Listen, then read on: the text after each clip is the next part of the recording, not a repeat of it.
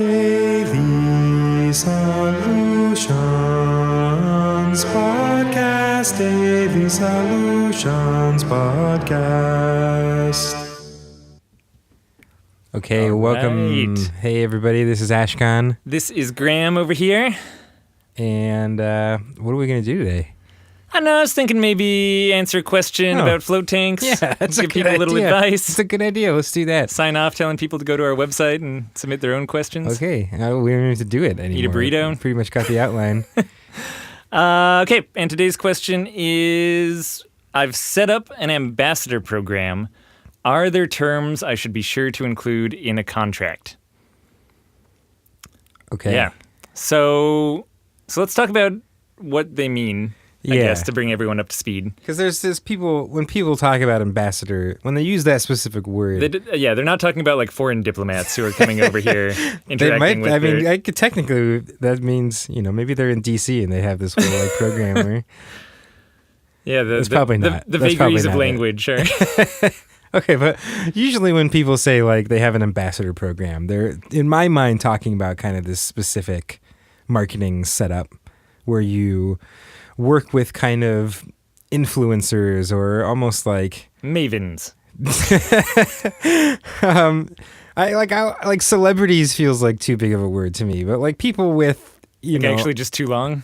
like, too many letters to include in the semi-celebrities, like people with like a decent following or people who usually have some sort of name and kind of a niche I group. think influencers yeah. is a good Okay, good great. one. So People we who are can- going we to can just tell cut the other last 30 people seconds of how what I awesome said. you are. Yeah. You know? And usually specifically in the right kind of arenas too. So someone who, for example, teaches massage therapy would be a great Yeah. example of this, right? Not even just a massage therapist, but someone who's like teaching other massage therapists. They're in this position of influence where maybe if they're floating all the time, they're just going to naturally be spreading the word. Or unnaturally spreading the word too. That's where the contract part comes in, I guess. They could be contractually Yeah. obligated to. Supernaturally spreading the word. Preternaturally spreading the word, yeah. Right, but yeah, you could require them in a contract to make like a Facebook post and a tweet after every time they float, or Yeah. there can be kind of an exchange going on there in addition to just goodwill. And often that, like I usually think about it in the sense of it's a slightly more long-term relationship. It's not, when I think of ambassadors, I'm not thinking of like someone coming in for one float and then Right, yeah. shooting a tweet out afterwards. It's more of a like, hey, you're one of our like float ambassadors. So in that sense, probably someone who lives in the city with you, someone who's like, yeah, like that's where they're influential, is in the city that you're established. We did another episode on celebrities that's also about local celebrities, but also can be about people who are just passing through town, stuff like that. This is almost solely people who are influential in that sphere around your center. And again, I think a lot of centers as a result gravitate towards gyms and health and wellness and Yoga, yeah, exactly. More that side of things, since we share the health and wellness industry with them. Yeah. I haven't seen many like dental ambassadors. Or, Right, yeah. Not as much, yeah. So that's cool. I think ambassador programs are great. I think they're an excellent way to spread word of mouth and get news out about your float center. yeah, and I think like Float House, I think just had a very public kind of. They talked a lot about this ambassador program they had set up at their place and how well it worked for their marketing, and I kind of see that as one of the roots of it spreading in the float world specifically. Yeah, and definitely even that term, ambassador, in the float world at least, I think kind of comes from them championing it. But it's been around in the business world for a while. Sometimes people really are called influencers. Sometimes they're called mavens. It's true, like those are actually, maven might even be like the most appropriate word for it. But yeah, brand Lululemon got really, a clothing brand got really famous for using ambassadors and kind of these micro celebrities to spread around their brand and wear their clothes. And I think that's kind of where that word ambassador became really popularized. Yeah, so where's the distinction between this and like sponsoring someone, or is this just a nicer way of like when I think of Lululemon doing it, it sounds a lot to me like Nike sponsoring Michael Jordan or something like that. For sure, yeah, and I would just say it's like sponsoring these people who are not quite on that level, even though they could be, right? If you're friends with the equivalent of the Michael Jordan of the massage world, whoever that is in your city, yeah, you're giving them free floats. They're wearing your sneakers. It's a fair kind of exchange going on, and you're getting, they get free swag and stuff like that. Yeah. And I guess like one of the differences is if it's a professional athlete, you're probably paying them money, Right. too. And in this case, you're trying to hit that sweet spot where free floats is enough payment for them to be okay with. Yeah, that's definitely a big Repping you, distinction. I mean, I imagine I wouldn't be surprised if Lululemon was paying people money for stuff, but Probably have tiers. in the float world, I don't think anybody in the float world is actively paying any of these people to like rep floating. Not that or I know anything of, like certainly. that. I haven't talked to anyone who has that kind of Yeah. ambassador program set up. It's almost Yeah. always the person is getting free floats, and Yeah. that's the extent of it. All right, so I think we got that clarified now. Yeah, you got it? You understand already So what what was the question ambassadors now? are? What was the question about? What should we put? What's the deal with contracts? Okay, So, I personally don't like having contracts for ambassadors. I'm just going Yeah. to toss that out there. It's controversial. People have said, Graham, why no contracts? yeah, I feel like there's. I mean, once you've like created in your head this idea that you're working with these ambassadors, and you find the people, the next question is like, what is the like details of this relationship, or what is the exchange that's going on? And I feel like there's just a huge spectrum from basically like completely loosey-goosey, which I think is more where we tend That's to our sit. style. It's just how we play things, Yeah, like so Far when from the we've- chest, yeah.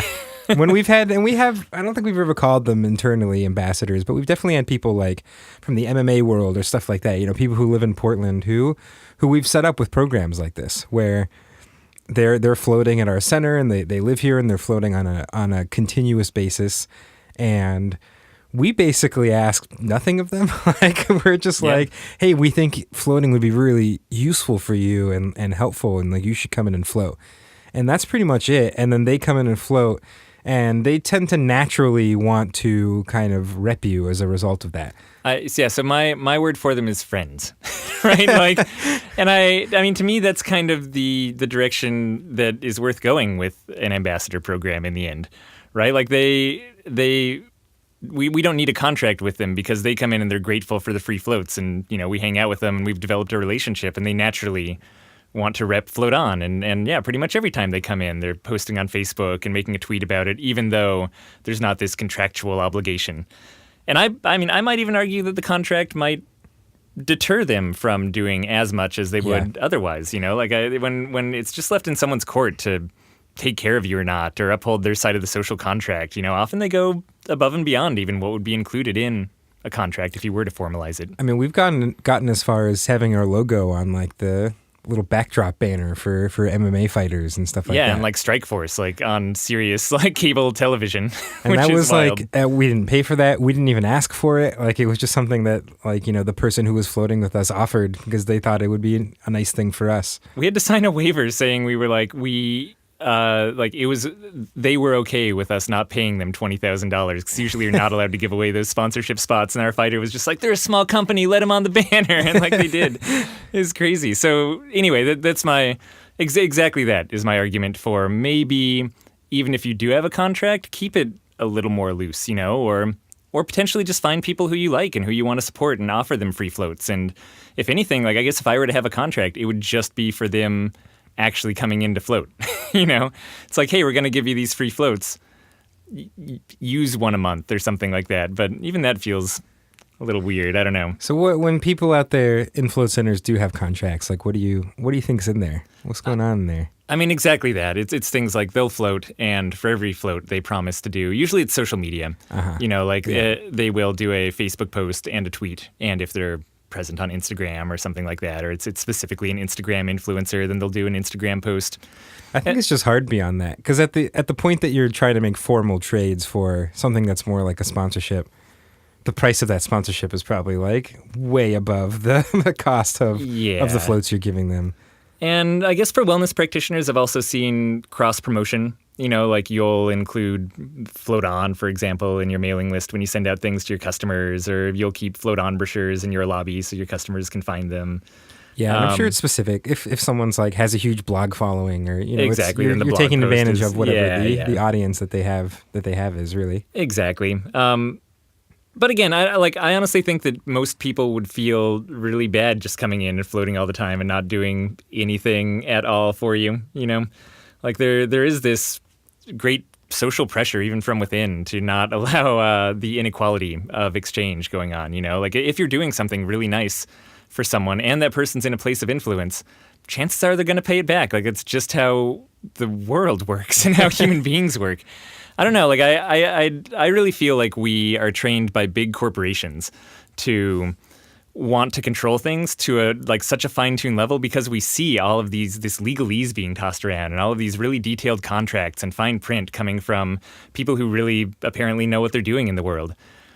But when you're big enough, you have to do that stuff. Like your pockets are so deep, you really need contracts. And your lawyers want contracts. And your board of directors wants contracts. And one of the cool things about being a small business to me is that you don't need to do that. You can just find a local influencer who you like and say, you're really cool. Let's go out to lunch. Also, you can float whenever you want at our float center.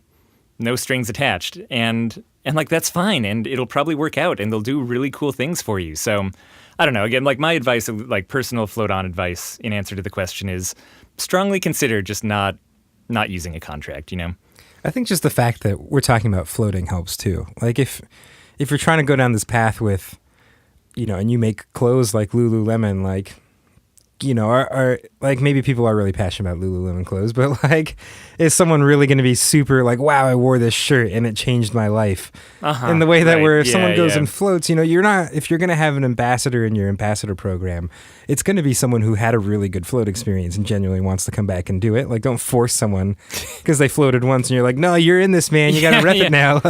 That's not going to work. And so you're going to find people who really do enjoy floating and really do think it's helpful for them. And at that point, the rest of it feels a little bit more natural. They're going to want to rep you whether or not you have anything figured out because they're having really good float experiences and it's genuinely improving their lives.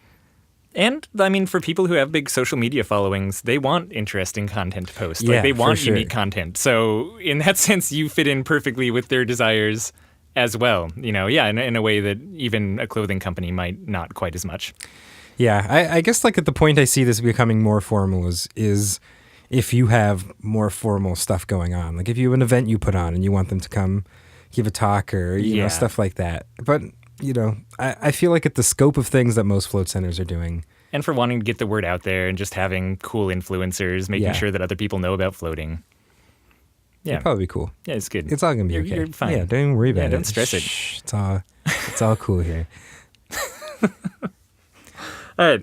So, if you have questions, which you do, I know you have questions. That's why you're listening to this show. Yeah. Just send them into. We're running low on questions. It's not.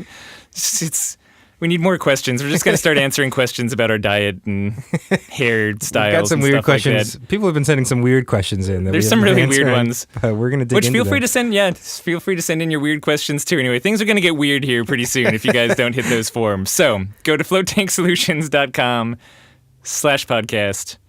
Send them in. We'll be listening and watching and smelling. So get ready. All right. We'll talk to you tomorrow. Bye. Oh, and feeling. Okay, bye. Tasting.